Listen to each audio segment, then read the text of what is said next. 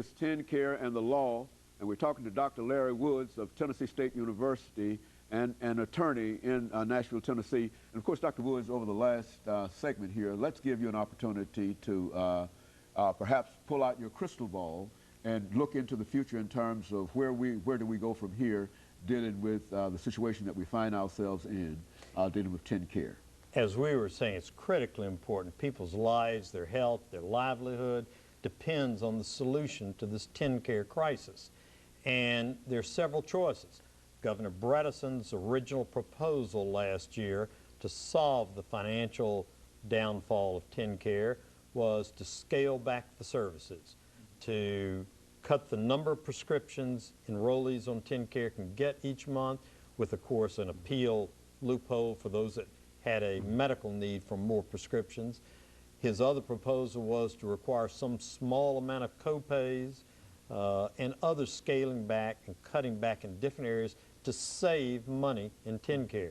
And the reason Governor Bredesen originally proposed it that way was if he could achieve those cutbacks he described, he could keep everybody presently on TennCare enrolled in the program. There'd be Even though they money. might not receive full benefits according to what they had received earlier, but they would still receive some benefits. That's right. As Governor Bredesen described it, instead of having a Cadillac health care plan, they'd have a Chevrolet or Toyota health care plan. But they'd they would still get coverage, still get health care. It just wouldn't be quite as good as it had been in the past, and that would save hundreds of millions of dollars. Governor Bredesen was not able to implement that new proposal because there are certain court orders in the United States District Court, in federal court, that limit the governor's ability as to how he can change TennCare. And I'll talk more about those lawsuits in just a moment. There are other proposals, both by the TennCare lawsuit advocates and by other organizations and people interested and concerned about TennCare as to how to save money. For example, one proposal made by both Governor Bredesen and by the advocates is we need to use more generic drugs rather than brand name drugs. And that's a step in the right direction. The problem is, the financial problem is, changing automatically to generic drugs will only save us about $10 million. Now that's a whole lot of money to me, but to TennCare it's a drop in the bucket. It just doesn't change anything enough to make a significant difference. We need to consider going to therapeutic equivalents and therapeutic alternatives. That could potentially save hundreds of millions of dollars, but it's still down the road a ways. It's not going to help us today. So there are various proposals that I hadn't even gotten into to save money here and there in TennCare, and the problem is if we did all of them and we're successful in all of them, it's not going to save enough money. So we're left with, we're going to have to cut the number of people on TennCare then. If the federal court orders stop us from implementing a scaling back where we can keep everybody, which is what we want, then the other alternative is we're going to have to drop some people from the program. So the current proposal is to drop 323,000 people from the program. Keep all the children, whether they're eligible for Medicaid, TennCare or not, we keep all the children, but we drop over 300,000 adults. We'd rather not do that, but financially it's the only way to keep the program alive since the federal court orders don't allow us to do the original proposal. So let's talk about the federal court orders, because they impact so seriously on what we're trying to do.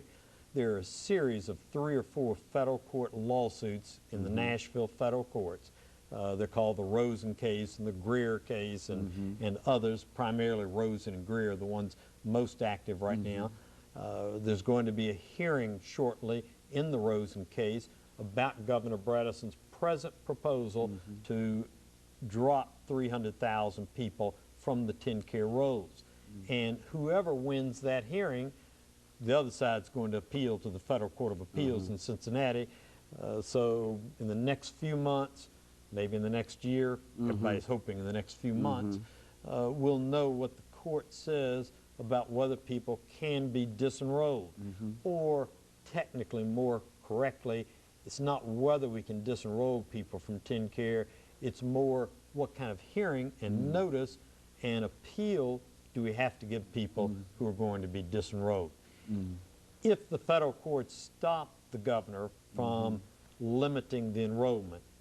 Then we're back in the same problem again, $1 billion shortfall, and we've got to make it up. How do we do that? Ultimately, if the federal courts stop us completely in the Rosen case and others, then I hate to predict it, but probably what's coming is an end to TennCare, reverting back to Medicaid. Now, what impact would that have? I mean, would that drastically undercut what we are doing here in the state of Tennessee with dealing with TennCare? Or what impact would such a reversion have? A reversion to Medicaid would be the most drastic alternative of all, because number one, it would knock several 100,000 people off their health care coverage, and number two, it would knock several 100,000 children off health care coverage and limit the enrollment so drastically that we'd solve this billions of dollars shortfall, but we wouldn't have health coverage. That's for what many we would be people just that as need bad in dealing with Medicare as we would under TennCare, wouldn't we? Under that kind of situation, would That's we right. not? If we go back, if we have to go back, if the federal courts force us ultimately to go back to Medicaid, then hundreds of thousands of people are going to be in trouble, and hundreds of thousands of children, and the options, or rather the scope of the health care coverage is going to be severely limited compared to what the TennCare coverage is. So I don't think, the reality is nobody involved in the public policy disagreement wants to go back to Medicaid. Because of course what I also haven't said there is the federal matching dollars, if we go back to Medicaid, go down. Tennessee gets a net loss in amount of health care dollars it's receiving to take care of our citizens. So everybody loses if we go back to Medicaid. But we're under a state constitution that says we have to balance our budget. So we may have no choice. Our hands could be tied in this by the state constitutional requirement that we have to balance that budget.